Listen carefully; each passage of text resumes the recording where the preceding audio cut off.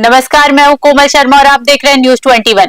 वक्त हो गया हमारे छत्तीसगढ़ बुलेटिन का। शुरुआत करते हैं खबरों की। खबर है कोरिया से। छत्तीसगढ़ के कोरिया जिले से पुलिस महकमे को शर्मसार करने वाली बड़ी खबर सामने आई। Anti corruption bureau ACB Ambikapur की टीम ने बचार पोड़ी चौकी प्रभारी उप निरीक्षक अब्दुल मुनाफ को 25,000 रुपए रिश्वत लेते रंगे हाथों गिरफ्तार किया।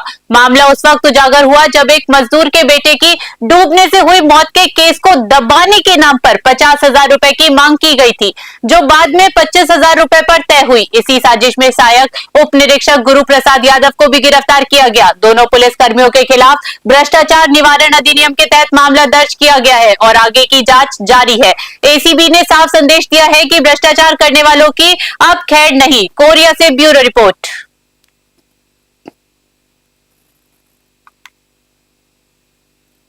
खबर रायपुर से है, जहां पुलिस उपायुक्त नॉर्थ जोन मयंक गुजर के निर्देशन में थाना उर्ला क्षेत्र के बीरगांव नगर निगम मुख्य मार्ग पर अवैध अतिक्रमण के खिलाफ विशेष अभियान चलाया गया। संयुक्त टीम ने सड़क व फुटपाथ पर बने अनाधिकृत दुकानों, ठेलों और गुमटियों को हटाकर मार्ग को अतिक्रमण मुक्त कराया। कार्यवाही शांतिपूर्ण तरीके से हुई और संचालकों को भविष्य में अतिक्रमण न करने की चेतावनी दी गई। अभियान के बाद यातायात सुचारू हुआ। पुलिस ने कहा कि भविष्य में भी ऐसी कार्यवाही जारी रहेगी।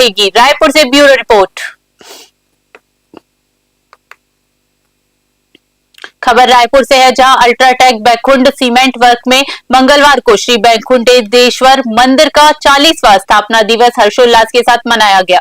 कार्यक्रम की शुरुआत सुबह हनुमान मंदिर में गंगा पूजन और 108 विशाल कलशों की शोभा यात्रा के साथ हुई, जिसमें अधिकारी और कर्मचारी परिवारों सहित शामिल हुए। मुख्य यजमान राजीव सिंघल और उनकी धर्मपत्नी नीतू सिंघल ने विधिवत पूजा अर्चना की। शाम को आयोजित भजन संध्या में महिला मंडली और कर्मचारी भजन मंडली द्वारा संगीतमय सुंदरकांड पाठ ने माहौल को भक्तिमय कर दिया। इस अवसर पर यूनिट हेड पवन कुलकर्णी की धर्मपत्नी श्रीमती दीपा कुलकर्णी ने गरिमामयी उपस्थिति दर्ज कराते हुए आयोजन की सराहना की। महाआरती के बाद भगवान को 56 भोग लगाया गया और विशाल भंडारे में हजारों भक्तों ने प्रसाद ग्रहण किया। इस सफल आयोजन में प्रबंधन, कर्मचारियों और कॉलोनी वासियों का विशेष योगदान रहा। रायपुर से ब्यूरो रिपोर्ट।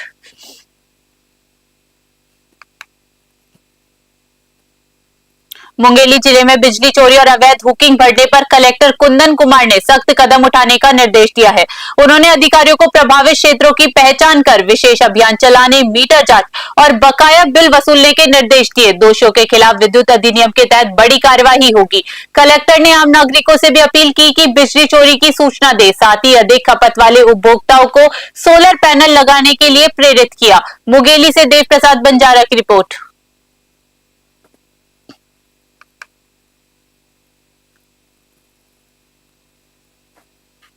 बिजली की जो इलीगल हुकिंग है और अवैध कनेक्शन की जो जानकारी और चीज़, ये मुंगेली में बहुत पहले से ही है।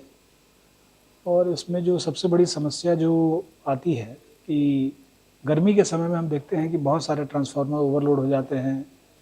जो किसानों को, जिनका जो छोटे छोटे कनेक्शन वाले हैं, किसान वाले हैं, जो गृहस्थ लोग हैं, जो अपना बिजली का बिल देते हैं, उन लोग को बहुत समस्याओं का सामना करना पड़ता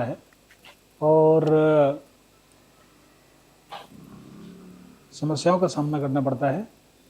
और कई बार ऐसा देखा गया है कि ये इसमें अधिकारियों की साठगांठ से जो है। खबर रायपुर से है, जहां विधानसभा प्रश्नकाल के बाद उप मुख्यमंत्री विजय शर्मा ने प्रेस ब्रीफिंग में कानून व्यवस्था के सुधरते आंकड़ों की जानकारी दी। उन्होंने बताया कि बीते 13 महीनों में हत्या के मामलों में 3% और लूट में 10% की कमी आई है। वर्ष 2025 में कस्टोडियन डेथ की संख्या में भी भारी गिरावट दर्ज की गई। ड्रग तस्करी पर सख्ती दिखाते हुए उन्होंने कहा कि पुलिस अंतर्राष्ट्रीय नेटवर्क के खिलाफ कड़े कदम उठा रही है। साथ ही जेलों में बंदियों की स्थिति और पुनर्वासित नक्सलियों की इनामी राशि पर भी विस्तृत चर्चा की गई। रायपुर से ब्यूरो रिपोर्ट।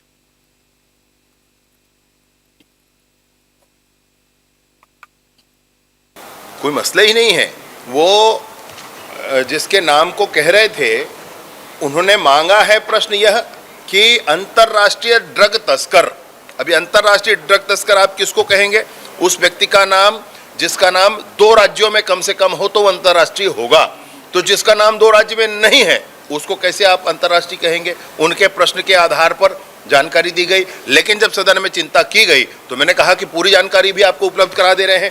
जिसकी चिंता वो कर रहे थे, वो एक कोई नाम है नव्या है, नब्या मलिक ऐसा कुछ नाम है, तो नब्या मलिक को जेल में डाला गया था, हाँ, दिसंबर महीने में जेल में डाला गया। खबर धमतरी से है। प्रदेश नेतृत्व के आह्वान पर आंगनवाड़ी कार्यकर्ता और सहायिका संघ ने नियमितीकरण की मांग को लेकर 2 दिवसीय धरना शुरू किया। भीषण गर्मी में सैकड़ों महिलाएं शामिल हुई। कई ने अपने छोटे बच्चों को गोद में लेकर बैठकर आवाज बुलंद की। आंगनवाड़ी केंद्र बंद रहे। माहेश्वरी साहू और गीतांजलि यादव ने कहा कि जब तक मांगों पर कार्यवाही नहीं हुई, इसलिए कल रैली कर अनुविभागीय कार्यक्रम में, जी हां, अनुविभागीय कार्यालय में ज्ञापन सौंपेंगे। प्रदर्शन शांतिपूर्ण जारी रहेगा। धमतरी से तरुण निषाद की रिपोर्ट।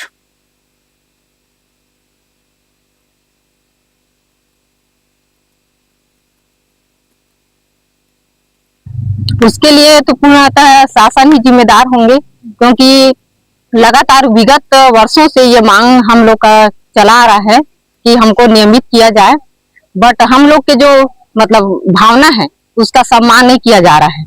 आज नारी शक्ति पूरा रोड पे मतलब आ गए हैं, ऐसा कंडीशन है। सबका फैमिली है, परिवार है, उसको हम लोग दरकिनार करके शासन की विभिन्न योजनाओं का हम सुचारू रूप से पालन कर रहे हैं।